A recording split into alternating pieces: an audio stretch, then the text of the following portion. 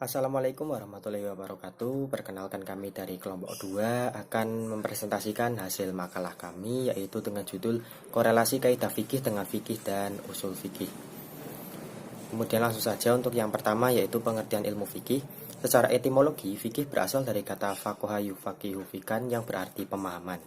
Pemahaman sebagaimana dimaksud di sini yaitu pemahaman tentang agama Islam. Dengan demikian, fikih menunjuk pada arti memahami agama Islam secara utuh dan komprehensif. Kemudian yang pertama yaitu al-ilmu atau term al-ilmu pada gaibnya memiliki dua pengertian, yaitu al-ilmu dalam pengertian pengetahuan yang mencapai tingkat keyakinan atau al-yakin, dan al-ilmu dalam arti pengetahuan yang hanya sampai pada tingkat dugaan atau al-dhan. Dalam definisi di atas, al-ilmu yang dimaksud ialah lebih dimaknai dengan arti yang kedua, yaitu pengetahuan yang hanya taraf dugaan atau asumsi, karena mayoritas ketentuan fikih bersifat asumtif karena digali dari dalil-dalil yang bersifat ilmiah. Untuk materi yang kedua ada pengertian usul fikih. Secara etimologi, kata usul fikih terdiri dari dua kata, usul dan fikih. Usul adalah jamak dari kata aslun yang berarti sesuatu yang menjadi pijakan segala sesuatu. Sementara al-fikih sebagaimana dijelaskan di atas, secara etimologi berarti mengerti atau memahami. Secara terminologi, usul fikih menurut beberapa ulama memiliki beberapa arti.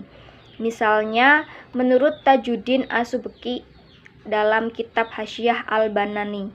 Menurut Tajuddin As-Subki, usul fikih adalah dalil-dalil yang bersifat global.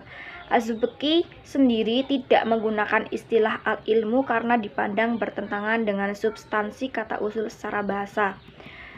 Definisi usul fikih yang lain misalnya menurut Wahab Khalaf, seorang guru besar di Mesir, ia mengatakan dalam dalil yang artinya kaidah-kaidah dan pembahasan yang digunakan untuk menggali hukum-hukum syar'i yang bersifat amali yang diambil dari dalil-dalil yang terperinci. Walhasil, ilmu usul fikih merupakan ilmu yang harus dimiliki oleh seorang mujtahid untuk menggali hukum-hukum fikih, terutama sekali dalam menghadapi berbagai problematika kehidupan modern yang tidak pernah ada di masa lampau.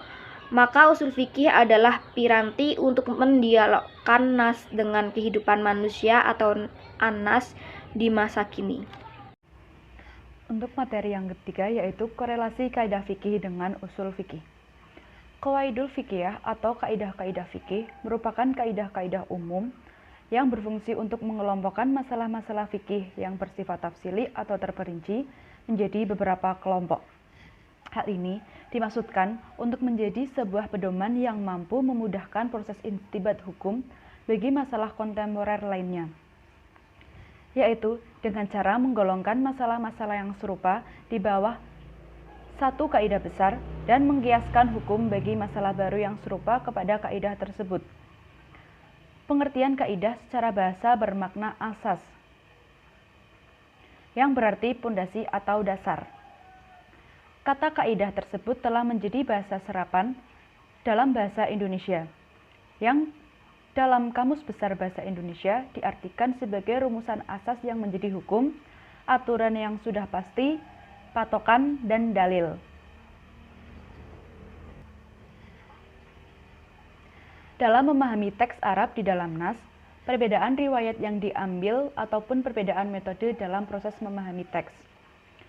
Dari perbedaan inilah, kemudian lahir madzhab-madzhab tertentu yang memiliki ciri khas serta karakteristik tersendiri dalam proses istinbat hukumnya.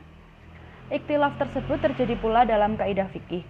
Hal ini dikarenakan kaidah fikih tersebut adalah turunan dari fikih itu sendiri. Bahkan, kitab-kitab klasik bertemakan kaidah fikih selalu dikategorikan berdasarkan mazhab pengarangnya, di mana setiap mazhab juga memiliki corak tersendiri dalam penulisan kaidah fikih tersebut. Sekian penjelasan materi dari kelompok kami, kurang lebihnya mohon maaf. Wassalamualaikum warahmatullahi wabarakatuh.